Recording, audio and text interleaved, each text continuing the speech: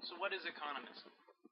Well, when I was in Freedom Road Socialist Organization, I believe that the group was very revolutionary and committed to communism. It was clear that the group did not favor bringing communist consciousness to the working class.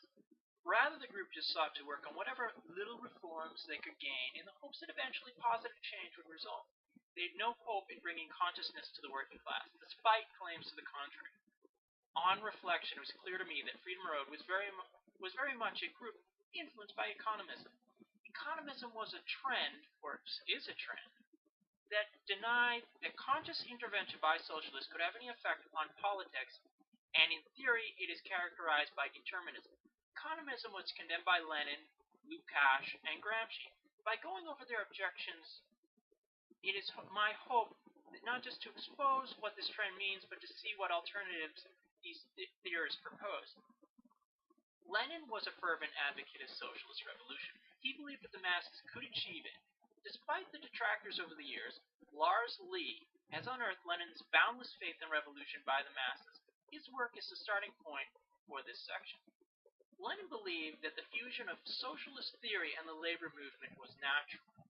Separately, the two were weak. Together, they could work miracles.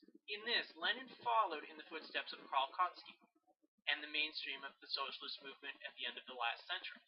He believed that socialists should, through example, and lead and inspire workers with a vision of a new and a better society. However, Lenin had to combat a trend in the socialist movement that argued the contrary.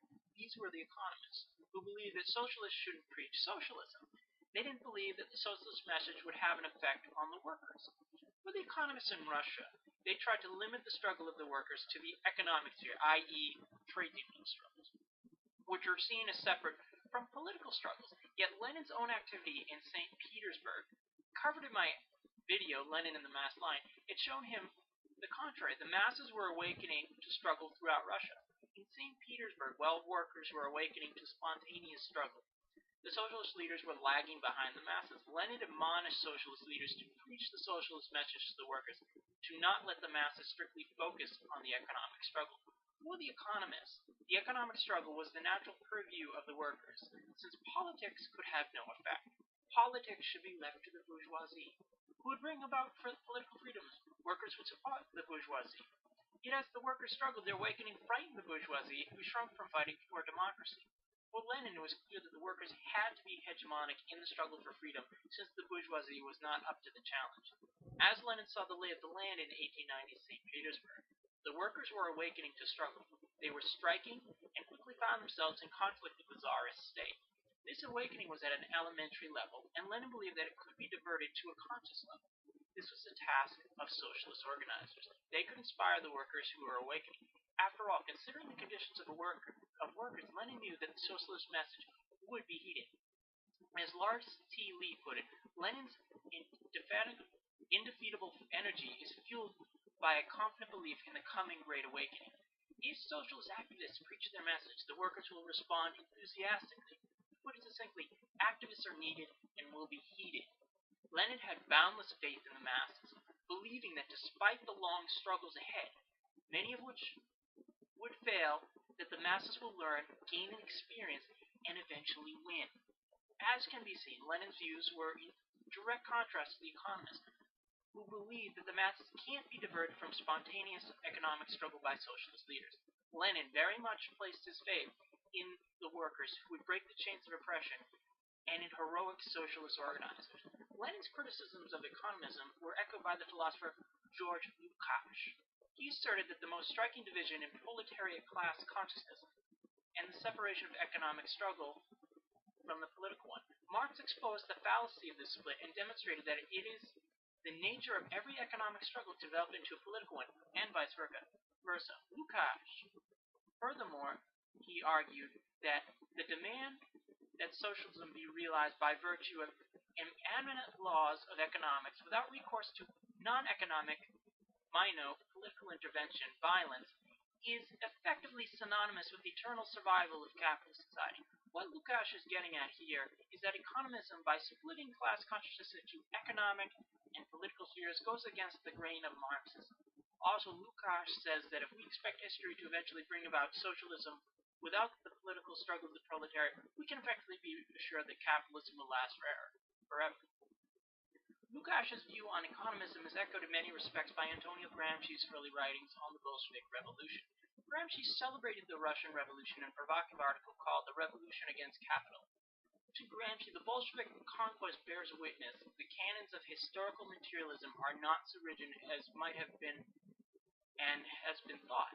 The Bolsheviks live Marxist thought. This thought sees as the dominant factor in history not raw economic facts, but men coming to understand economic laws, judging them and adapting them to their will, until this becomes the driving force of the economy and molds objective reality. For Gramsci, history can very much be made by Marxists engaged in political action as proved by the actions of the Bolsheviks. Later on, Gramsci, in his work in prison, dealt much further with the theoretical and practical problems of economism on Marxism.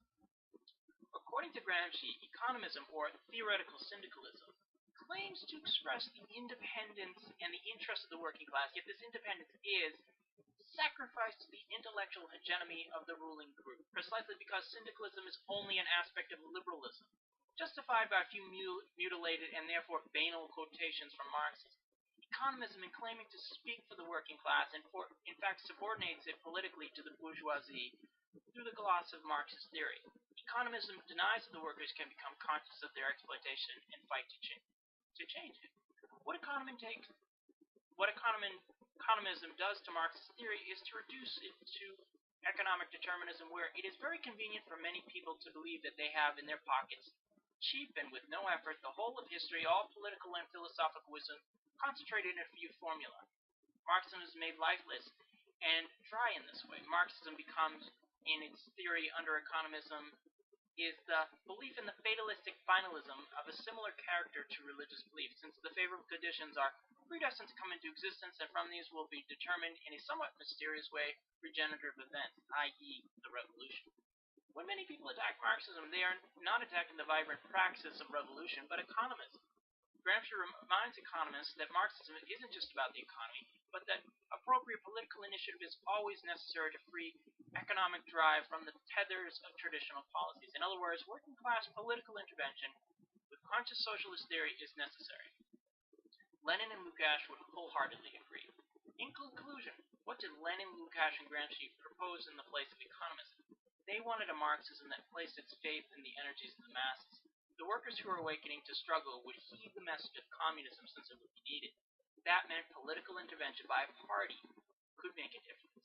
Furthermore, if Marxism didn't engage in political intervention of the working class, this would mean revolutionaries would just fold their arms. If the desired revolution would come about by passively waiting, that was like saying capitalism would last forever. At the same time, economism reduced Marxist theory to a dry determinism instead of looking at the interaction of economics and politics. Let us bury the economism of the Freedom Road socialist organization and bring the communist message to the working class. Thanks.